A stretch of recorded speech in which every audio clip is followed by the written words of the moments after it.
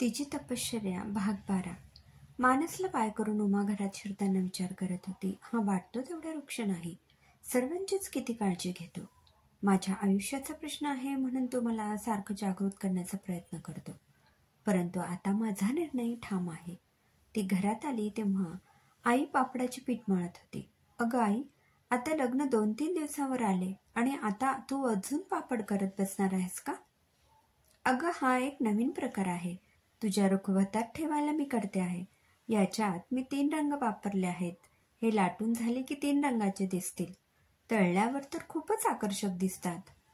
बरं, आता हे सर्व तू करून जास्त दमू नकोस. नाहीतर नेमकी लग्नाच्या वेळेस दमलेली भागलेली दिसशील. आता मला तूच दमलेली दिसते आहेस. हातपाय धुवून झोप आता. दोघीही थकल्या आहेत. चला आता सगळ्यांनी झोपा, श्रीकांतराव काळजीने म्हणाले. उमा झोपायला गेली. झोप येईपर्यंत तिच्या मनामध्ये अनेक विचार येत होते. आता उद्या आपली मेहंदी आहे. सुलभा खूप छान मेहंदी काढते. ती सकाळी 11 वाजता येणार आहे. तोपर्यंत आपल्याला सर्व आवरून घ्यायला हवं.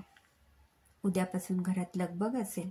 मावशी, मामा, राधाताई, आपल्या सगळेच मैत्रिणी घरात असतील. आपल्या चेहऱ्यावर सगळ्यांना तसेच आनंदाचे भाव दिसले पाहिजेत.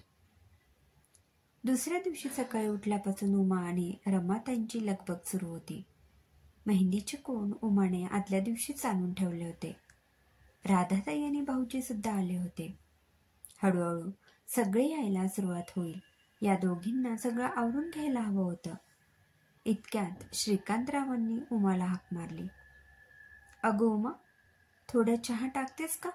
तुझ्या हातचा आलं घातलेला वाफळलेला चहा प्यायला की मनाला अगदी प्रसन्न वाटतं.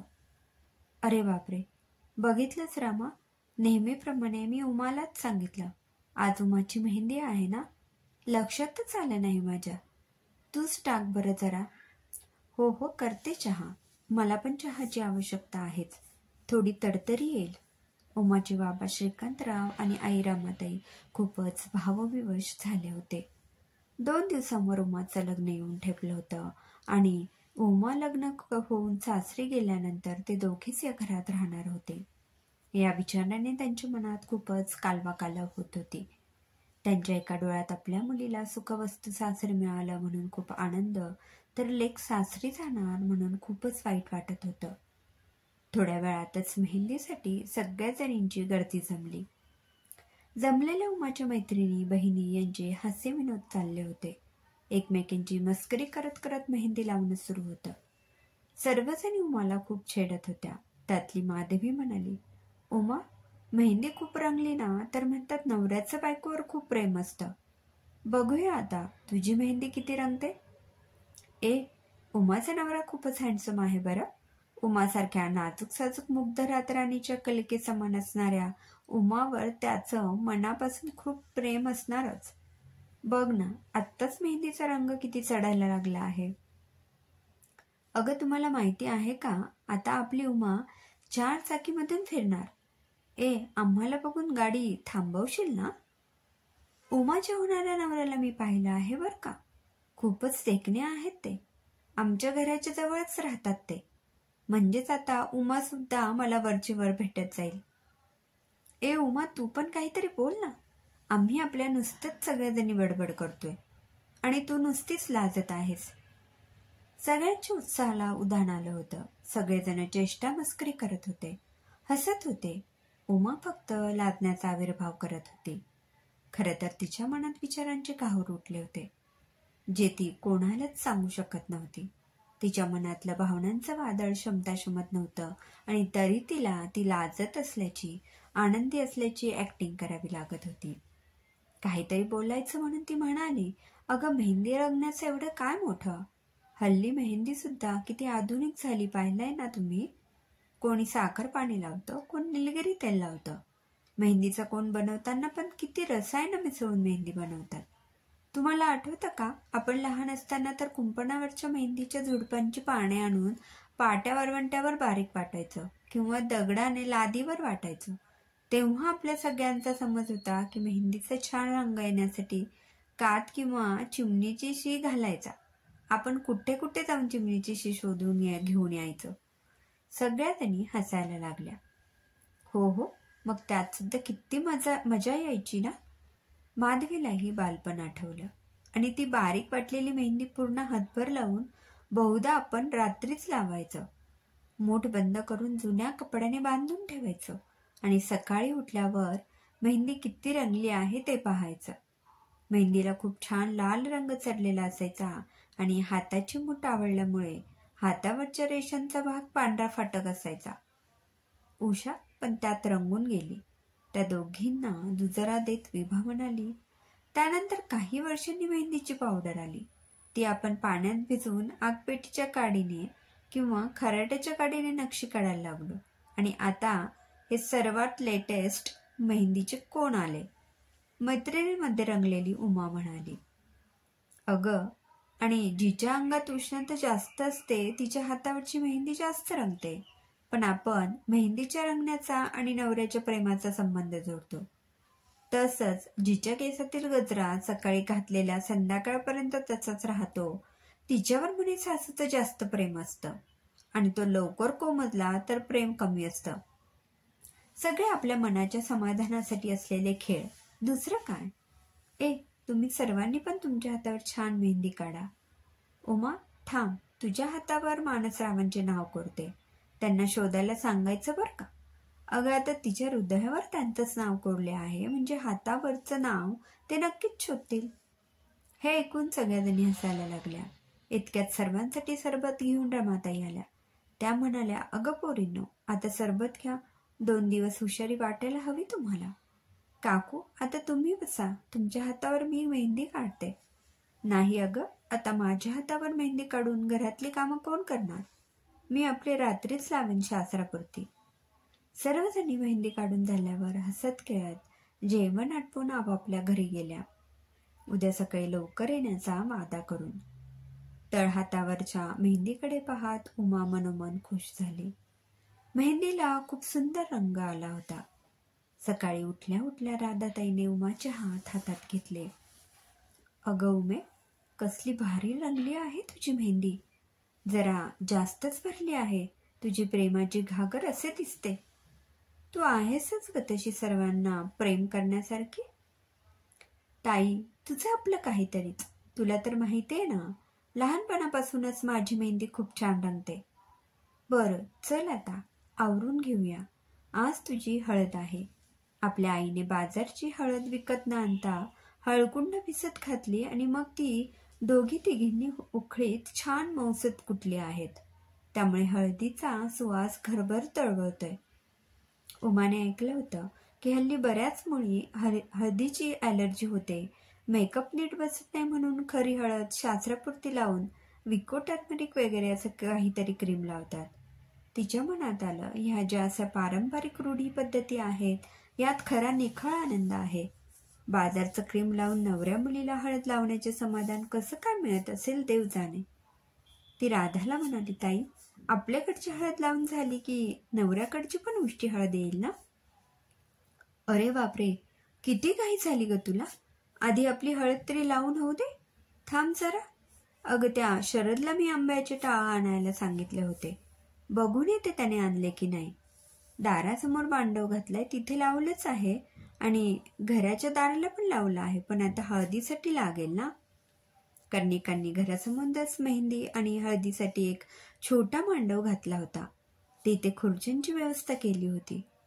हळदीसाठी आलेले नातेवाईक, उमाच्या मैत्रिणी बाहेरच खुर्च्यांवर बसल्या होत्या. गुरुजींनी हळदीचा मुहूर्त काढला होता. त्याप्रमाणे हळद लावायला सुरुवात झाली होती. घरी आलेल्या काही जणी जुन्या पिढीतील असल्यामुळे सगळं अगदी पारंपरिक पद्धतीने चाललेलं होतं. सभोवताली बरीच झाडी असल्यामुळे वातावरण खूपच छान वाटत होतं. हळदीचा कार्यक्रम सुरू झाला. सगळ्याच लगबगीने घरात गेल्या. रांगोळी काढून पाट मांडला होता. त्यावर उमा हळदीसाठी घेतलेली साडी नेसवून बसली होती. उमाच्या चेहऱ्यावर एक वेगळंच तेज झळकत होतं. हळदी कुंकू लावून सवाष्णींनी उमाला हळद लावायला सुरुवात केली. आंब्याच्या पानाने हळद चढवली जात होती. म्हणजे पायापासून सुरुवात करून हळद वरवर आणली जात होती. घरीच हळद कुटल्यामुळे एक प्रकारचा सुगंध येत होता. उमाला हळद लावता लावता इतर स्त्रिया एकमेकींना हळद लावू लागल्या. जी कोणी नको म्हणेल तिला उलट जास्तच हळद लावली जात होती. पारंपरिक हळदीची गाणी जमलेल्यांपैकी जुन्या जाणत्या स्त्रिया म्हणत होत्या. एक आगळं वेगळं लग्नघराचं वातावरण तयार झालं होतं. राधाताई उमाला हळद लावायला आली तेव्हा तिचेही डोळे पाणावले होते. उमा असताना तिला खात्री होती की आई बाबांना तिचा आधार आहे. पण आता उमा पण लग्न करून सासरी गेली की आई बाबा एकटेच राहतील. काय करणार, शेवटी जगरहाटीच आहे. म्हणूनच तर मुलीला परक्याचा दर म्हणतात ना. बाबांनी पण उमाला हळद लावली आणि त्यांना एकदम हुंदका आला. उमा त्यांना म्हणाली, बाबा तुम्ही रडू नका, तुम्हाला त्रास होईल. माझं सासर गावातच आहे, मी नेहमी येत जाईन. कधी तुम्ही आणि आई पण माझ्या सासरी येऊ शकता. तुम्ही तुमची आणि आईची काळजी घ्यायची. बाबांचं सांत्वन तर उमाने केलं, पण तिच्या मनात आलं, याच घरात आपण लहानाचे मोठे झालो, इथेच आपण खेळलो, उड्या मारल्या, पडलो, खेळताना भांडणं झाली, कट्टी सगळ्याचा अनुभव आपण इकडेच घेतला. लहानपणचे जीवन किती निरागस होतं. आज हे आपलं घर आहे, आपण हक्काने याला आपलं म्हणू शकतो. लग्न होऊन सासरी गेल्यावर हेच घर आपल्यासाठी माहेर असेल. आपल्या माहेरी फक्त आई बाबा असतील, त्यामुळे आपल्याला इथे कोणाचेच कधीही काही ऐकून घ्यावं लागणार नाही. पण ज्यांच्या माहेरी दादा वहिनी काका काकू असतात, तिथे जर ती नाती मनाने जोडली गेलेली नसतील तर माहेरी आलेल्या मुलीला कुचकट बोलणे, टोमणे ऐकावे लागतात.